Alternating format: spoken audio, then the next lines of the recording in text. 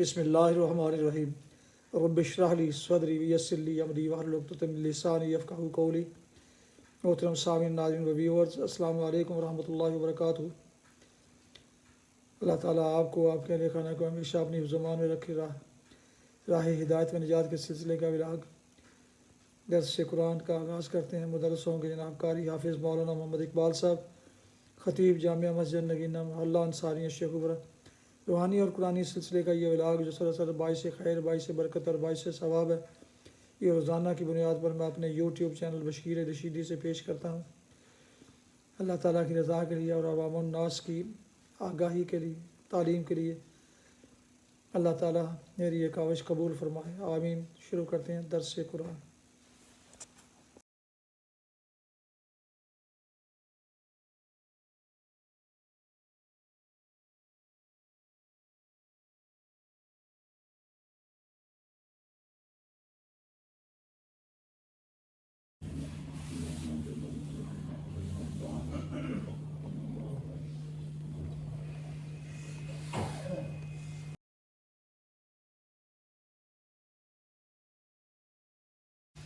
الحمدللہ وکفی الصلاۃ والسلام علی من لا نبی بعد، اما بعد فاعوذ باللہ من الشیطان الرجیم، بسم اللہ الرحمن الرحیم۔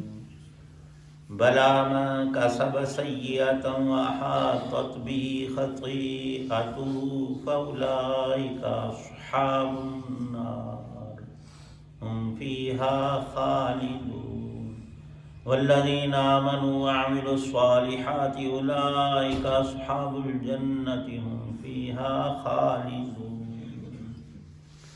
صدق الله العظيم۔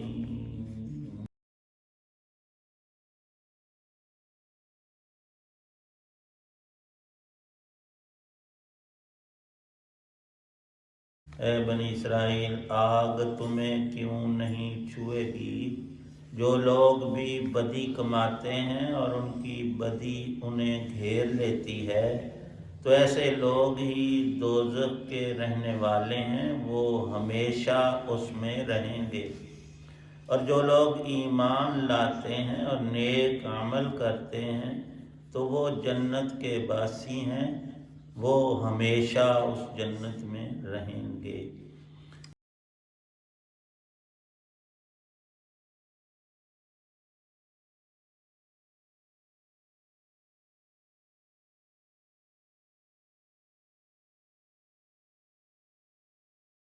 سورۃ البقرہ کی آیت 81 اور 82 ہیں۔ ان دو آیتوں میں خلاصہ اور تمام ادیان کی سچائیوں کو اور حق کو یکجا بیان فرمایا گیا ہے، جس سے استثناء ہرگز درست نہیں ہے۔ تمام سچے ادیان اور ملل اور انبیاء علیہ السلام اور ان کی امتیں اسی ایمان پر اور اسی عقیدے پر متفق ہیں، اور حق اور سچ یہی ہے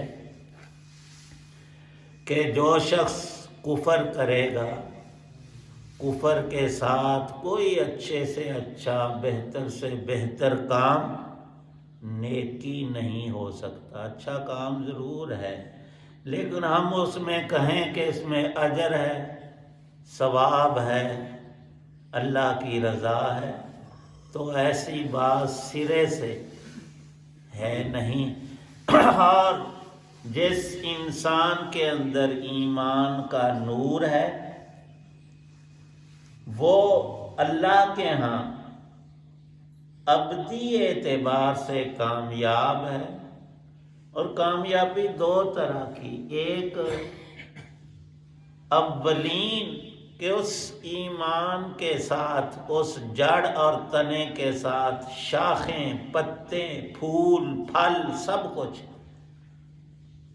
نیک اعمال، اور ایک یہ ہے کہ جڑ اور تنا تو ہرا ہے، اوپر پتے نہیں، پھل نہیں لگ رہا، پھر بھی اصل قائم ہے، ایمان ہے تو نجات بالآخر ضرور ہے، ایمان نہیں کفر ہے تو نجات کا تصور محال اور بالکل نہیں ہو سکتا۔ ان دو آیتوں میں اللہ تعالی شانہ نے بنی اسرائیل کو خطاب فرمایا ہے، جن میں بیسیوں نہیں سینکڑوں اور بعضوں نے ہزاروں لکھا ہے۔ انبیاء علیہ السلام تشریف لائے اور اس سچے دین کا خلاصہ یہی نکلتا ہے۔ آج بھی یہ ہے، تا قیامت اللہ کا اٹل قانون ہے۔ اب بندوں نے جو بات گڑھی، بنی اسرائیل ہوں یا کوئی دوسرا گروہ ہو یا ہم ہی کیوں نہ ہوں، ہم اس کے الٹ کہیں کہ ایمان کا کوئی ابدی فائدہ نہیں اور کفر کا ابدی ضرر نہیں، یہ تو بنیاد ہی ٹیڑھی ہے، اس پر عمارت تو کھڑی ہو ہی نہیں سکتی۔ اب ایک جملہ گزرا ہے پچھلی آیت میں، یہودیوں کا گڑھا ہوا، اور وہ کہتے ہیں نہیں یہ اللہ کا فرمان ہے۔ نبیوں کا کہنا ہے کہ کوئی یہودی دوزخ میں جائے گا ہی نہیں، اگر چلا بھی جائے کسی سورج پکڑ ہو جائے تو لن تمسن النار الا ایاما معدودہ، چند ایام کچھ روز اسے سزا ہوگی۔ کیوں؟ اس کی نسل یہودی ہے، وہ بنی اسرائیل ہے اور وہ نبیوں کی اولادیں ہیں۔ یہ بات تو درست ہے۔ کیا آدم علیہ السلام نبی نہیں تھے؟ وہ بھی نبی تھے۔ ہم سب اولاد آدم، تو یوں ہم بھی نبیوں کی، اللہ نے یہ سلسلہ ہی ایسے قائم کیا۔ لیکن معاملہ ہے ہر فرد کا الگ عقیدے اور عمل کا۔ عقیدہ کھرا اور سچا اور سچا ایمان کہلاتا ہے، اس کے ساتھ ہر بلا کام نیکی بنتا ہے اور وہ ایمان کے اندر داخل ہوتا ہے۔ ایمان ہے ابدی چیز، کفر بھی ابدی ہے، اس کے ساتھ ہر کام نیک ہے۔ جس کو ہم اچھا کہتے اچھا ہے تو وہ اس کفر کی نحوست سے جل گیا، اس پر اجر نہیں۔ اور کافر کو تو خود ہی یقین نہیں قیامت کا کہ وہ آئے گی اور حساب ہوگا اور ہمارا اچھا برا تولا جائے گا، وہ تو اس بات کو مانتا ہی نہیں، تو اس کے لیے اجر کیسا، خود انکار کرتا ہے۔ اللہ پاک نے دونوں باتوں کو یہاں ذکر فرمایا ہے کہ یہاں نسل کو رب نہیں دیکھتا، عقیدے اور عمل کو، ایمان اور بلائی کو اللہ پاک قبول کرتے ہیں۔ کفر اور انسان کے اعمال جتنے بھی کفر کی صورت میں ہے، اللہ پاک خود قرآن میں فرماتے ہیں حبطت اعمالہم، وہ ضائع ہو گئے۔ دیکھنے میں نوٹ بالکل 1000 کا اصلی ہے، ایک نقلی ہے، کوئی ان میں ہمیں فرق نظر نہیں آتا، لیکن فرق کرنے والے جانتے ہیں کہ یہ 1000 کا 1000 ہے اور دوسرے کا 100 روپے کی بھی اس کی قیمت نہیں، 100 چھوڑو 1 کی بھی نہیں۔ یہی مثال ایمان اور کفر کی ہے کہ اللہ والے ارشاد فرمایا کرتے تھے میں تو ہر وقت اللہ کی 4 نعمتوں اور انعامات کو، رحمتوں کو مد نظر رکھتا ہوں۔ اللہ نے بہت مخلوقات پیدا کی، جو سب سے اشرف افضل مخلوق ہے وہ ہیں انسان، اور فرشتوں سے بہتر ہے انسان ہونا۔ یہ بالکل صحیح بات ہے، انسان کے مقابلے کی کوئی دوسری مخلوق نہیں، یہاں تک کہ اللہ کی وہ نیک مخلوق جن سے گناہ سر زد ہی نہیں ہوتا، اس سے بھی رتبہ انسان کا اللہ نے خود بڑھایا ہے۔ تو مجھے انسان بنایا، اللہ جو چاہتے بنا سکتے تھے، درخت، پتھر، گدھا، کوئی جانور، سانپ ہمیں بنا، ہمارا تو زور چلتا نہیں تھا، جب ہمیں بنایا تو شکر لازم ہے۔ اور عجیب بات لکھی ہے کہ سیدنا آدم علیہ السلام کا پتلا بنا کر جب اللہ نے اپنے امر سے ان میں روح اور جان ڈال دی تو سب سے پہلے انہیں چھینک آئی، اللہ نے الہام فرمایا کہ تو نے اب الحمدللہ کہنا ہے، اللہ کا شکر ادا کرنا۔ سب سے پہلی بات جو آدم علیہ السلام کے دہن اقدس سے نکلی ہے، ان کی زبان پر جاری ہوئی ہے، وہی قرآن کا بھی پہلا لفظ ہے، الحمدللہ۔ اور قرآن ہی میں موجود ہے 11ویں پارے میں کہ ایمان اور نیک عمل والے کو جب جنت میں داخل کیا جائے گا، تمام اہل ایمان وہاں پہنچیں گے تو وآخر دعواہم، خلاصہ یہی کہ وہاں تو اتنی نعمتیں، رحمتیں، سہولتیں، برکتیں کہ انسان کے زبان سے خود ہی الحمدللہ ہی نکلے گا۔ وآخر دعواہم ان الحمدللہ رب العالمین۔ اب اللہ نے ہمیں ایمان جو عطا کیا ہے، چھینک آتی ہے تو ہر مسلمان الحمدللہ کہتا ہے، اے اللہ تیرا شکر ہے۔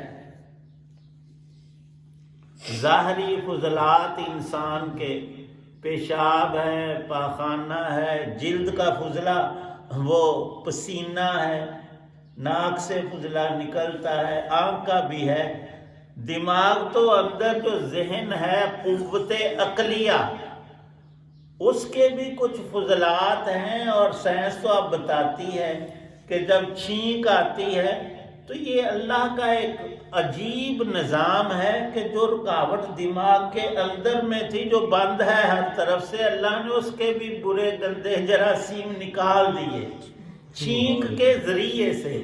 تو لازم ہے اللہ کی وہی تعلیم کے بندے، تو ایسا کر ہی نہیں سکتا تھا، یہ رب کا کرم ہے۔ اور چھینک آنے پر حدیث پاک میں بھی ہے الحمدللہ کہنا ضروری ہے، اور جو مسلمان اس دعا کو سنتا ہے کہ میرے بھائی نے الحمدللہ کہا ہے، تم بھی اس کے لیے اور دعا کرو، یرحمک اللہ، اللہ تیرے تے اور مہربانیاں کرے، یہ رحمت تجھے دی ہے، تو نے شکر ادا کیا ہے، تو ہم بھی تیرے حق میں کہتے ہیں یرحمک اللہ۔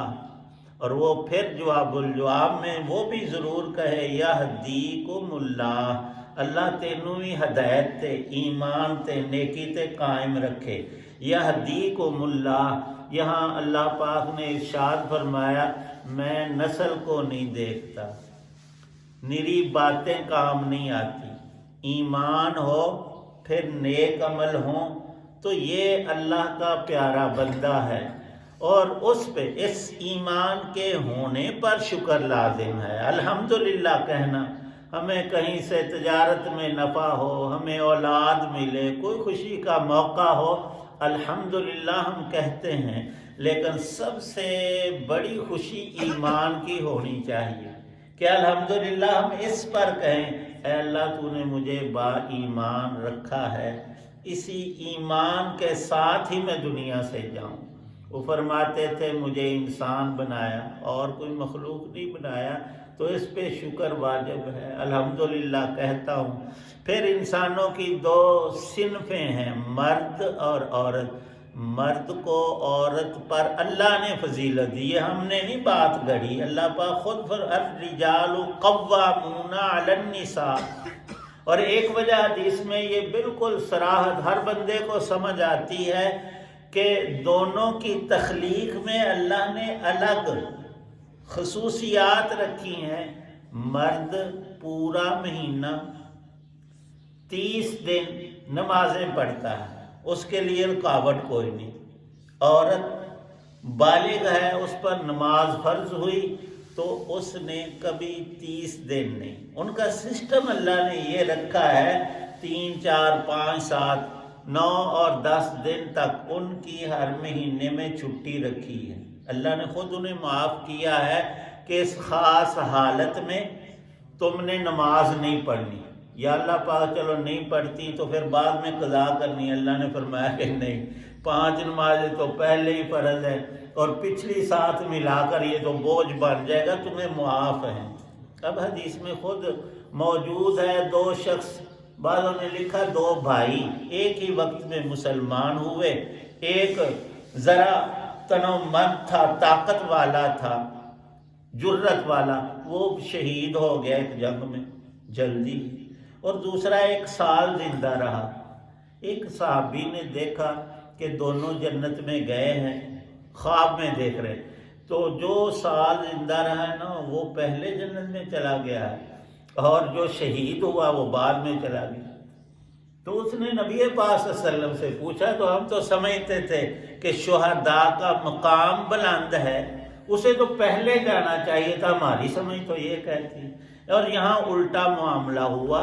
تو نبی پاک صلی اللہ علیہ وسلم نے خود وضاحت فرمائی، ایک ہے درجے کا بلند و بالا ہونا، ایک ہے جنت میں داخلہ پہلے اور بعد میں ہونا۔ فرمایا کہ دیکھتے نہیں اس نے 1 سال کی نمازیں روزانہ 5 کے حساب سے پڑھی ہیں، وہ شہید نے نہیں پڑھی، اس نے پڑھی ہیں۔ اس نے 1 سال میں آنے والا رمضان کے روزے بھی 1 مہینہ رکھے، اس سے زیادہ، اور جتنے نیک کام کیے اس کی نیکیوں کی تعداد زیادہ، رتبہ تو بڑا بلند ہے شہداء کا، لیکن اس میں بھی حساب ہے۔ دخول جو ہے وہ نیکی کی کثرت سے پہلے رکھا گیا، اور اگر کفر ہے تو پھر داخلہ بند ہے۔ ہر کافر کے تمام اعمال عقارت اللہ نے قرار دی، کسی بندے نے نہیں۔ نسل کا حوالہ دینا، ہم فلانے کی اولاد فلاں ملک کے رہنے والے اور شہزادے اور ایسے ہیں، یہ رب نہیں دیکھتا۔ اللہ نے جو مقرر کیا قانون، اس میں ایمان اور نیکی، ایمان اور عمل صالح ہر جگہ۔ ان 2 آیتوں میں بھی یہی ارشاد فرمایا، جو کفر کی حالت میں مر گیا وہ پکا دوزخی ہے، کچھ بھی کہتا ہو تم اس کے بارے میں کچھ بھی خیال کرتے ہو، وہ دوزخ میں ہمیشہ رہے گا، اور دوزخ اس کو چمٹے گی، آگ چھوڑے گی کبھی نہیں۔ اور جو نیک ہے وہ جنت میں داخل ہوگا، اور جنت بھی اس سے علیحدہ کبھی نہیں ہوگی۔ رہا معاملہ اس مسلمان کا جو گناہ گار ہے، گناہ تھوڑے یا زیادہ ہے، 2 ہی صورتیں ہیں، توبہ تائب ہو گیا، اللہ نے اس کی ویسے ہی بخشش کر دی بغیر عذاب کے، ویسے ہی کا معنی۔ اور دوسری صورت یہ ہے کہ اس کو عذاب ہوا، تو پہلے اس کے گناہوں اور خطاؤں کو دھونے کے لیے، اس کی گندگی نجاست اتارنے کے لیے، اس کی مثال سونا ہے، وہ مٹی میں پڑا ہوا میلا کچیلا ہو گیا، سنار اسے آگ میں ہی ڈالتا ہے اور اس کی میل اتار دیتا ہے، کھرا سونا اس میں سے حاصل کرتا ہے۔ جب ایمان کھرا اور نکھر جائے گا، گناہ اللہ کی رحمت سے یا دوزخ کی آگ سے، وہ رب کو پتہ ہے، دھل جائیں گے، تو پھر اس کو ہمیشہ کے۔ کئی لوگ بڑے سوالات کر دیا، لو جی پہلو سانو جنت مل جائے، ہاں تو پھر کوئی تھوڑا بہت جڑا عذاب بعد میں بھگتلا۔ یہ اللہ کے قانون اور اس کی حکمت اور دانائی کے خلاف ہے۔ اللہ نے یہ رکھا ہے کہ جس کو میں نے جنت میں داخل کر لیا، وہ کبھی نہ اس کا دل چاہے گا نہ اسے کوئی نکالے گا۔ اللہ نے ابدی طور پر وہ نعمتیں آخرت میں رکھی ہیں، دونوں کو یہاں ذکر کر کے ایک ہی لفظ فرمایا ہے۔ کافروں کے لیے دوزخ ہم فیہا خالدون، ایمان والوں کے لیے جنت ہم فیہا خالدون، دونوں میں قطعی طور پر کوئی فرق نہیں رکھا ہے۔ حق تعالی شانو صحیح ایمان کامل نصیب فرمائے۔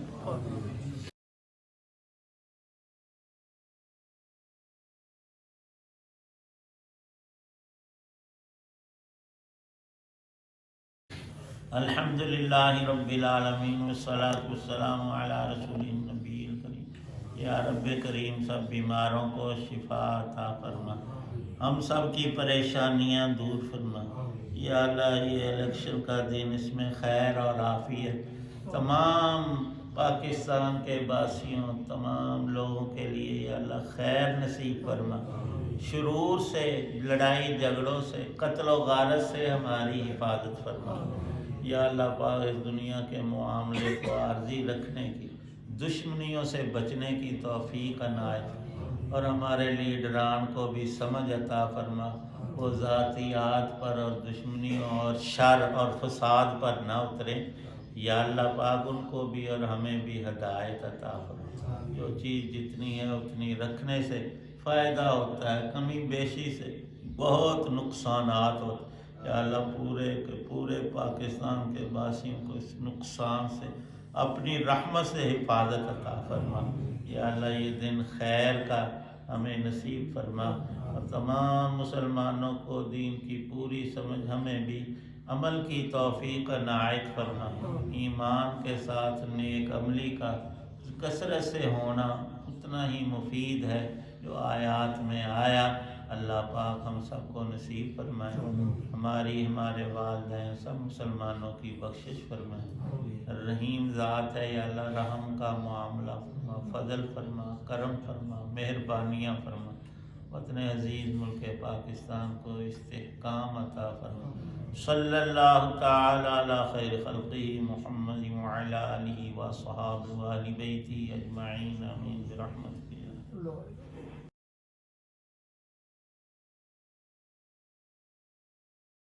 راہ ہدایت و نجات کے سلسلے کا ولاگ درس قرآن جو سراسر باعث خیر، باعث برکت اور باعث ثواب، یہ اپنے یوٹیوب چینل بشیر رشیدی سے آپ کی خدمت میں پیش کیا۔ آج کے درس میں سورہ البقرہ کی آیات مبارکہ 81 اور 82 کی تلاوت، ترجمہ، تفسیر بیان کی گئی۔ مدرس تھے جناب مولانا محمد اقبال صاحب۔